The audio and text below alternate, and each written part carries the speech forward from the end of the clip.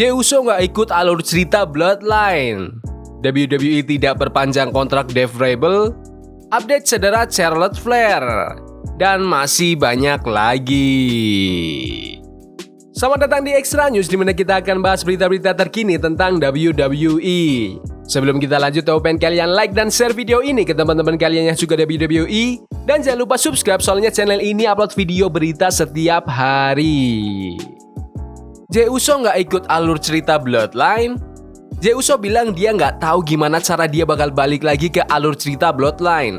Belakangan ini, Jey emang dipisahin dari cerita itu. Sementara Solo Sikoa udah ambil alih grup itu dan bawa Tama Tonga, Tonga Loa, dan Jago Fatu. Kembalinya Roman Reigns bikin spekulasi soal Civil War di Bloodline makin kenceng. Dalam wawancara sama Alistair McJord dari Metro, Jey Uso ngomong soal masa depan Bloodline. Dia bilang dia sendiri malah nggak tahu apa yang bakal terjadi. Aku sendiri nggak tahu apa yang bakal terjadi, sama kayak kalian yang nungguin kelanjutan cerita Bloodline. Aku nggak tahu gimana mereka bakal masukin aku lagi ke sana. Sami Zayn bakal jadi pilihan pertama kan? Itu yang paling masuk akal. Mungkin ada anggota keluarga lain yang muncul, siapa tahu. Sementara itu, dia dapat kesempatan buat nge-challenge WWE Intercontinental Championship yang sekarang dipegang Bron Breakker. Tapi belum ada kabar kapan dia bakal tanding buat sabuk itu. Menurut kalian, apakah Jey Uso harus kembali ke alur cerita Bloodline atau WWE kontrak keluarga Samoan yang lain aja? Komen di bawah. WWE tidak perpanjang kontrak Dev Rebel. Musik WWE udah lama banget jadi hal yang dirayakan. Ada beberapa superstar yang tim songnya keren banget sampai keluar dari dunia gulat dan dipakai di konser atau acara olahraga besar. Singkatnya, musik yang bagus pasti akan jadi bagian besar dari warisan WWE. Dan mungkin ini juga yang bikin hubungan kerja Dev Rebel sama WWE mungkin bakal selesai dalam beberapa bulan ke depan. Itu sih menurut rumor yang terbaru. Katanya, WWE nggak tertarik buat memperpanjang kontrak Dev Rebel setelah kontrak mereka yang sekarang berakhir. Ditambah lagi, ada laporan beberapa bulan lalu nyebutin kalau kontrak Dev Rebel bakal habis di akhir tahun 2024. Jadi banyak yang percaya kalau waktu Dev Rebel di WWE tinggal sebentar lagi. Dev Rebel mulai kerja sama WWE sejak tahun 2019. Dan karena WWE biasanya bikin kontrak 5 tahun untuk kerja sama hiburan, wajar aja kalau kontrak mereka hampir habis. Selain itu, beberapa waktu lalu juga ada yang nyebutin kalau WWE sadar para fans gak begitu suka sama musik yang dibuat Dev Rebel. Masalahnya, banyak musik Dev Rebel yang dianggap terlalu biasa. Tapi bukan berarti semua karya Dev Rebel jelek. Roman Reigns, Rhea Ripley, dan Seth Rollins punya tim song buatan dari Dev Rebel dan semuanya bagus banget. Tapi masalahnya, ada banyak superstar yang lagunya nggak bikin penonton bereaksi karena mereka nggak langsung ngeh siapa yang bakal muncul. Bahkan bintang yang bukan papan atas sekalipun harusnya langsung dikenali cuma dari beberapa detik pertama musiknya. Dan itu udah nggak sering kejadian lagi sekarang. Waktu Randy Orton balik dari cederanya yang lama, kabarnya dia ditawarin lagu baru dari Dev Rebel. Tapi Orton langsung nolak bahkan sebelum dengerin keseluruhan lagunya. Orton udah lebih dari 20 tahun di WWE, jadi dia punya kuasa buat nolak. Sementara bintang yang lebih baru mungkin nggak merasa punya hak buat nolak. Kalau bener WWE bakal nge-cut Dev Rebel akhir tahun ini, semoga mereka udah punya pengganti yang bisa bikin tema in-trance yang lebih unik dan beda. Tapi kabarnya WWE akan lebih pilih beli lisensi lagu dari artis-artis terkenal buat dijadiin theme song para superstarnya. Menurut kalian, apakah WWE harus pekerjakan produser musik atau beli lisensi lagu yang udah ada aja? Komen di bawah. Update cedera Charlotte Flair. Charlotte Flair udah nggak tampil sejak bulan Desember tahun 2023 karena cedera ACL, MCL, dan meniskus. Charlotte udah kerja keras untuk bisa balik secepatnya, tapi dia masih harus istirahat. Laporan terbaru menyebutkan sumber dari WWE yang mengonfirmasi bahwa Charlotte Flair belum dapat izin medis untuk kembali. Orang-orang di WWE bilang kalau butuh waktu yang cukup lama sebelum Charlotte bisa kembali bertanding karena cederanya cukup parah. Laporan itu juga menyatakan di awal tahun 2024, orang-orang di WWE nggak nyangka Charlotte bakal bisa tampil lagi tahun ini.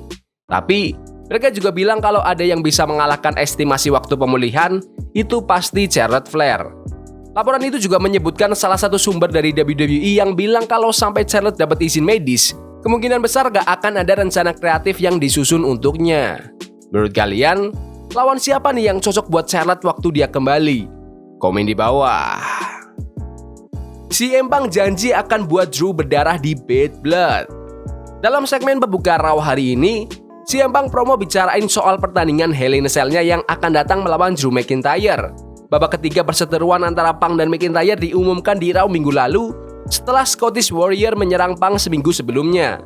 Meskipun keduanya sempat mengatakan mereka ingin melupakan perseteruan mereka setelah strap match di Bash in Berlin dengan skor sementara 1-1. Hari ini, Punk merenungkan berapa banyak pertandingan yang masih tersisa untuknya.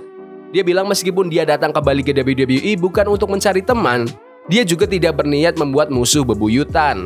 Namun, sayangnya itu yang terjadi dengan McIntyre. Dan Punk mengakui bahwa satu-satunya cara untuk menyelesaikan konflik ini adalah melalui pertandingan penentuan di Bad Blood. Punk juga mengakui bahwa dia naif jika berpikir semuanya akan berakhir setelah kemenangannya di Jerman. Dan dia siap jika perseteruan ini menjadi kontribusi terakhirnya di ring. Dia bersumpah bahwa dia akan menjadi iblis jika itu yang diperlukan untuk menang di acara premium bulan depan. Punk juga berjanji bahwa meskipun dia tidak bisa membunuh McIntyre, dia bisa membuatnya berdarah. Masalah antara Punk dan McIntyre dimulai hampir setahun yang lalu ketika McIntyre keluar dari arena secara tiba-tiba setelah Punk kembali di Survivor Series pada bulan November. Pertemuan pertama mereka di ring terjadi di Royal Rumble bulan Januari, di mana Punk mengalami cedera otot tricep namun berhasil membalas dendam dengan menggagalkan McIntyre untuk memenangkan kejuaraan dunia di WrestleMania. Mereka telah bertanding 2 kali sejak itu dengan McIntyre menang di SummerSlam dan Punk memenangkan pertandingan ulang di Bash in Berlin di bulan yang sama. Menurut kalian, siapa nih yang akan menang di pertandingan penentu mereka? Punk atau McIntyre? Komen di bawah. Inilah siapa Ricky partner Kevin Owens di SmackDown.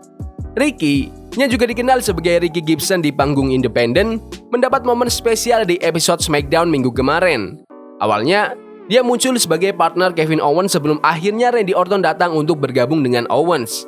Namun, Ricky justru kena hantam stunner dari Owens. Berbicara di Busted Open Radio, Ricky menjelaskan bagaimana dia bisa muncul di SmackDown. Gabe Sapolsky menghubungiku beberapa minggu lalu dan bilang SmackDown dan Raw akan ada di Seattle dan Portland. Dan bakal bagus kalau kamu bisa datang ke Seattle untuk kerja tambahan. Aku cuma datang aja, seperti yang biasa dilakukan, pakai setelan, pergi ke catering, dan berharap yang terbaik. Bedanya aku jalan di lorong, dan di sana ada Kevin Owens jalan-jalan seperti nggak tahu harus ngapain. Aku bilang, hey, ada yang bisa aku bantu? Itu momen yang pas banget. Aku kan biasa di tag team tuh. Waktu dia bilang, aku butuh partner tag team. Langsung deh aku bilang, aku orangnya. Aku lihat dia nanya ke Booker T dan Rob Van Dam, dia nanya ke banyak orang. Semua bilang gak bisa. Aku bilang, aku orang yang kamu cari. Siapa lagi? Ricky Gibson sendiri sudah pernah memegang gelar tag team di beberapa promosi independen. Jadi dia emang pilihan yang cocok untuk jadi partner Kevin Owens. Komen pendapat kalian tentang Ricky. Apakah WWE harus mengkontrak Ricky? Komen di bawah. Obrolan Lyra Valkyria dengan John Cena. Juara WWE 16 kali, John Cena mengungkapkan awal tahun ini bahwa dia akan pensiun dari ring pada tahun 2025. Cena akan tampil di beberapa pertandingan tahun depan dengan 36 penampilan yang sudah direncanakan sebelum akhir karirnya. Kemungkinan besar ini termasuk pertandingan di Royal Rumble dan WrestleMania 41, serta beberapa pertandingan lainnya. Mendekati pensiunnya Cena, banyak pegulat lain seperti bintang Raw terbaru Lyra Valkyria mulai mengenang momennya bersama legenda WWE tersebut. Lyra Valkyria berbicara dengan Steve Fall dari 10 Count Media tentang momen dia meminta saran dari John Cena saat bertemu di NXT. Lyra mengungkapkan bagaimana dia dengan sedikit gugup bertanya pada Cena apakah it factor atau faktor bintang itu sesuatu yang bisa dipelajari. Cena bilang dia pikir itu bisa dipelajari. Itu gila banget. Aku sempat dapat kesempatan untuk bicara sama dia. Dia ngobrol sama aku waktu di NXT dan aku nanya ke dia. Pertanyaanku waktu itu agak belepotan sih, tapi aku inget dia langsung ngerti maksudku. Dia bilang, oh kamu nanya apakah it bisa dipelajari? Dan dia bilang, ya aku rasa bisa. Dari segi faktor hiburan, kekuatan bintang, siapa lagi yang lebih cocok buat ditanya selain John Cena? Aku selalu anggap dia sangat inspiratif dan memotivasi. Jadi, bisa ngobrol langsung sama dia tuh luar biasa. Aku rasa agak sedih juga karena ini tahun terakhir dia, tapi aku penasaran banget siapa yang bakal jadi lawan terakhirnya. Lyra Valkyria juga bilang kalau menurutnya Cena harus lawan Randy Orton di pertandingan terakhirnya tahun depan. Menurut kalian, apakah Lyra Valkyria punya faktor bintang dan akan sukses di masa depan WWE? Komen di bawah. Talent NXT banyak tekanan di CW Network. NXT bakal masuk era baru ketika acaranya tayang di CW Network tanggal 1 Oktober nanti. Komentator NXT, Booker T, bilang kalau perpindahan ini besar banget dan bakal kasih lebih banyak tekanan ke para talent buat tampil maksimal. Di podcastnya The Hall of Fame, Booker T ngomongin soal NXT pindah ke CW. Dia bilang tekanan ke para talent bakal makin besar. Sekarang bakal lebih banyak kritik kalau kamu nggak tampil maksimal, apalagi dengan Twitter dan segala macem. Kamu bakal terekspos ke lebih banyak fans. Ini jadi mentalitas tenggelam atau berenang. Ini gede banget. Aku juga iri banget. Aku bisa bayangin diriku sendiri muncul di sistem NXT pas pertama kali masuk bisnis ini, dan gimana kerennya itu jadi batu loncatan ke level berikutnya. Pasti luar biasa. Menurut kalian, apakah NXT bisa kalahin acara AEW di masa depan? Komen di bawah. Jadi gitu aja video berita hari ini. Jangan lupa like dan subscribe ke channel ini karena aku pengen 6.500 subscriber di bulan ini. Tolong bantu. Yes boy. See you.